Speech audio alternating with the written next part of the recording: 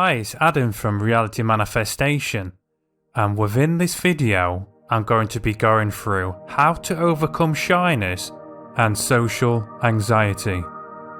By the end of this video, you'll understand the differences between shyness and social anxiety, common causes for social anxiety, and how in your psyche, how your mind is actually trying to protect you, and how to overcome this so it stops limiting you in your social interactions in many areas of your life.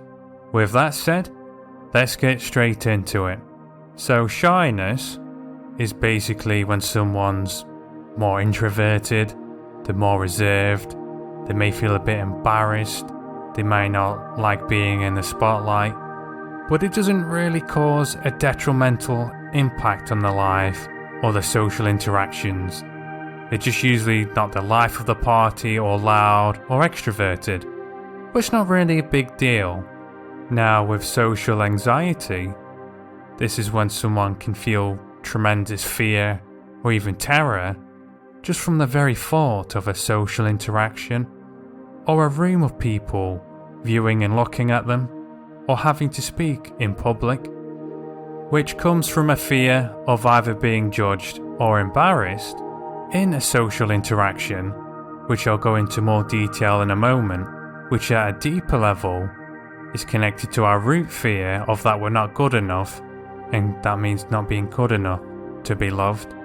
Because from our young age as children, we was reliant on our parents or our guardians to take care of us and to protect us.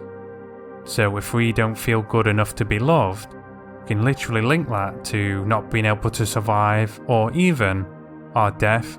And this is why social interactions and anxiety can be so powerful, because it can literally be linked on a subconscious level to our very survival. So now I'm going to go through some ways of overcoming social anxiety, which some of the concepts also apply if you're just someone who's shy and you're wanting to be more confident. And I'm also going to share some personal stories and examples of experience within my own life, as social anxiety is something I struggled with and worked through for the majority of my own life. So the first thing worth becoming aware of to break out of and shift your social anxiety is becoming aware of how our minds and our nervous systems create associations. So this is a concept I first learned from Tony Robbins, which he calls neuroassociations. And basically how this works is our mind's two prime motives is to either help us avoid pain or to gain pleasure, and avoiding pain being the strongest out of the two. And our minds is always scanning all around us whether something will lead to pain or lead to pleasure. And since we can't afford to always decide whether something will lead to pain or lead to pleasure, to help us make faster decisions, our nervous systems and our minds will link up to what something means, whether it will lead to pain or lead to pleasure. So for example, as a young child or a baby, you might touch a hot stove, you might even put your hand near fire or touch fire and get burnt. Your mind will automatically link up that this led to the pain, this equals pain, avoid it. So whenever we have a strong emotionally fueled experience, whether pleasurable or painful, our minds will then look for what's unique in this situation, and it will begin to link up whatever it finds unique, even if it was not actually correlated with what's caused the pain or the pleasure, to be the source of it. So then your mind and your nervous system will link up that this equals the cause of the experience. And this is how irrational phobias can be formed as well. So when our minds and our nervous system has linked up that something will cause us pain, our mind's doing its job in keeping us to avoid something that will lead to pain. At least what it's linked up to causing pain, as too much pain is associated with being danger and damage, which can lead to our death. So it's highly likely at some point within your life, or even several, that you had an emotionally strong, fueled experience where you felt very embarrassed, upset, or anything along these lines that caused you to feel anxious during a social interaction, or again over several, and your mind and your nervous system likely on a subconscious level linked social interaction equals pain. And you may also have rules as well, which I'll cover more in a moment, that makes it very easy for you to feel like you're being judged, or that you're less than, or that it's difficult for you to feel good enough. If you want to know more about associations, I've already done a video on this. I'll leave in the description box down below. So what I mean by what a rule is similar to a belief, where a belief is just a feeling of certainty whether something is true or that it isn't. And how a rule is similar is a rule in what has to happen in order for it to mean something, and also what has to happen in order for us to feel a certain way, in order for us to feel like we've achieved or that we're good enough, or what has to happen for us to feel happy, for example. We all have rules and criteria for many different aspects in our life. So for example, someone may have rules, or could also be described as criteria. In order for them to feel like they're good enough, they have to feel like they've achieved. In order to feel like they're an achiever, or that they've achieved enough, they might have to be in a spiritually advanced being with the third eye open, that can travel the astral planes at will, be a multi-billionaire with 3 highly successful kids with a loving husband or wife. Or they may just feel like someone else's criteria, if they've just managed to get out of bed in the morning, that they've achieved.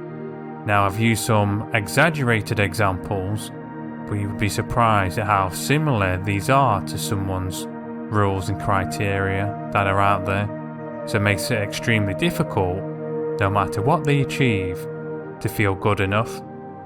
If you're unfamiliar with your rules, I highly recommend a video I'm going to leave down below, where I've already gone through this in more detail, also related in the context of feeling good enough, but it also takes you through a process of identifying your rules and to change them. Because if you don't become consciously aware of your rules and what has to happen in order for you to feel a certain way, you'll not be aware of what's causing you to feel anxious when you feel like people are judging you, because you don't know your very own rules are what causes you to feel less than, embarrassed, or even able to be judged in the first place.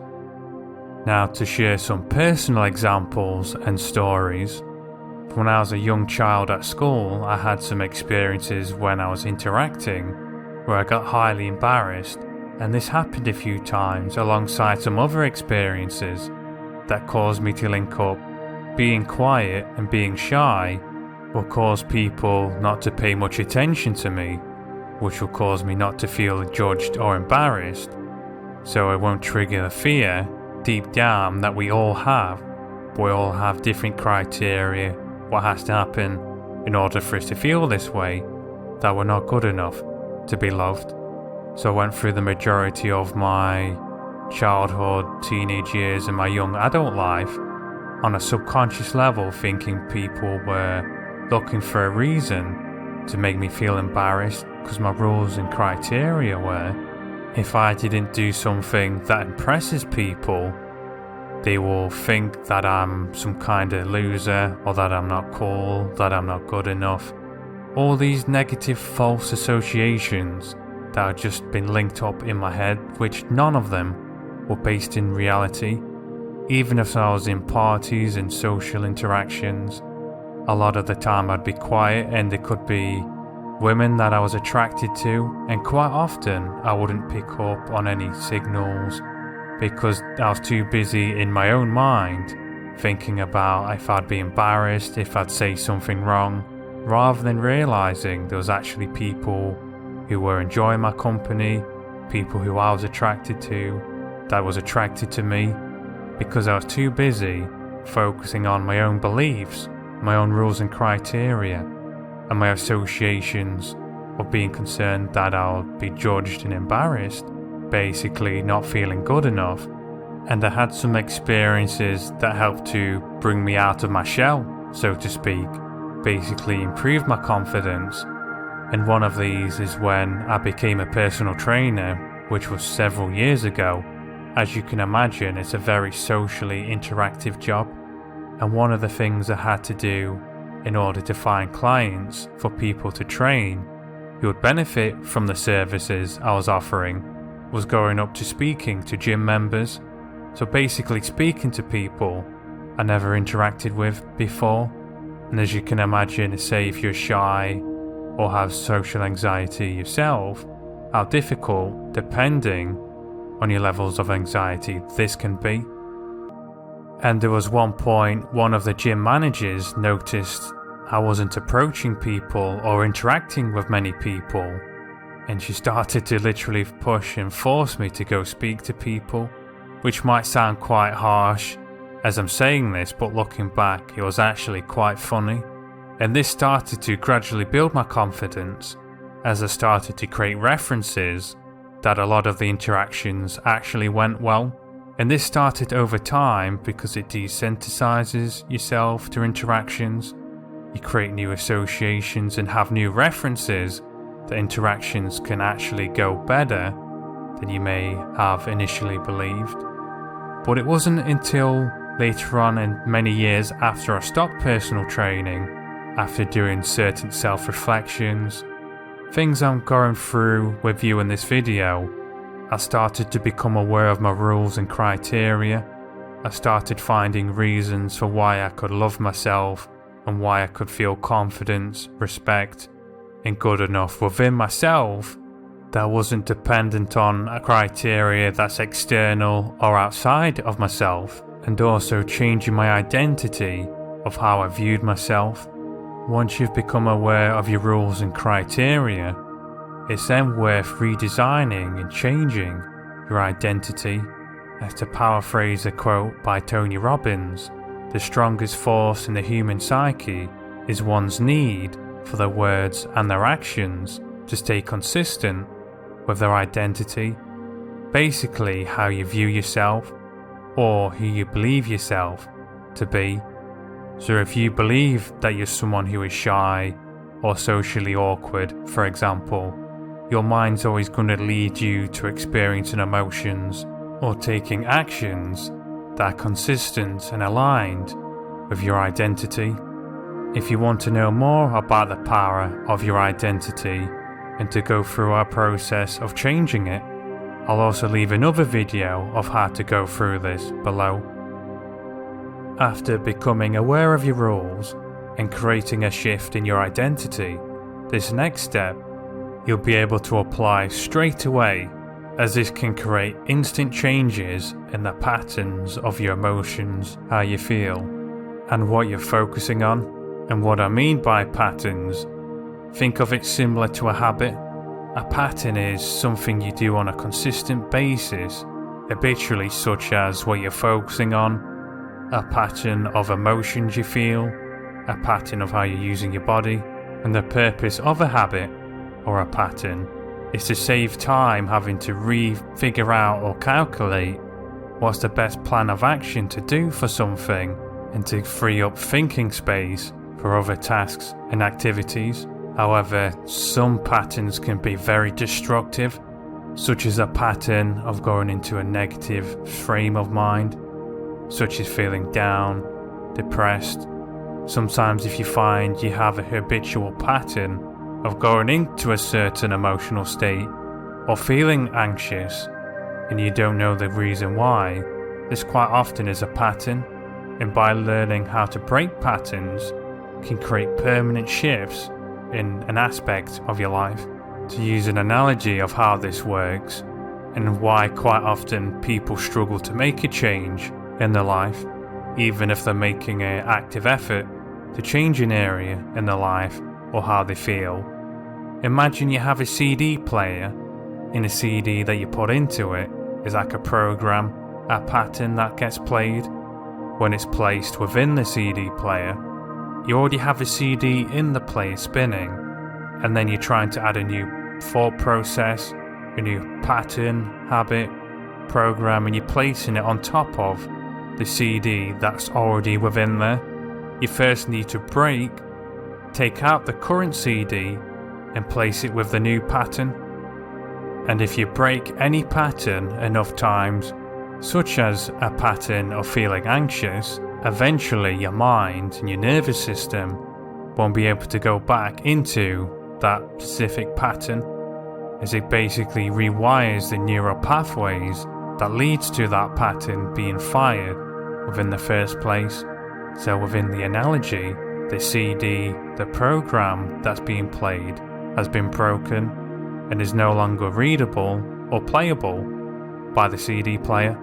To know more about breaking patterns and to follow a process in how to break your own patterns, I've already done a video on this that I'll also leave down below, which I very highly recommend if you're not familiar with breaking patterns already, because any real lasting changes starts off as a result of a change in breaking of a pattern. So now to recap these steps, you first want to start off by identifying your rules that you have that cause you to feel good enough or may cause you to feel anxious, which I'll leave a video for down below, so you make it easier for you to feel good enough and more challenging for you to feel less than or that you're being judged, so you've redesigned them. And next you're going to design a new identity that's aligned with how you're wanting to feel. And then lastly, you're going to become aware of how to break your patterns. So when you go into a pattern of feeling anxious, shy, or anything familiar, you'll be able to break that pattern. So eventually your mind will have to find a different frame of mind, a different pattern of which to go into, which can lead to being a much more empowering experience and frame of mind. I hope you found this video useful. If you have, if you could like it, and if you haven't already, subscribe to the channel. Also share this with anyone who you think would benefit from what I've gone through within the video, and also comment down below of any experiences you've had with anxiety or anything you've come across that's helped yourself, as this will help other readers of who's viewing this video. I hope you found this video useful, and I shall see you soon.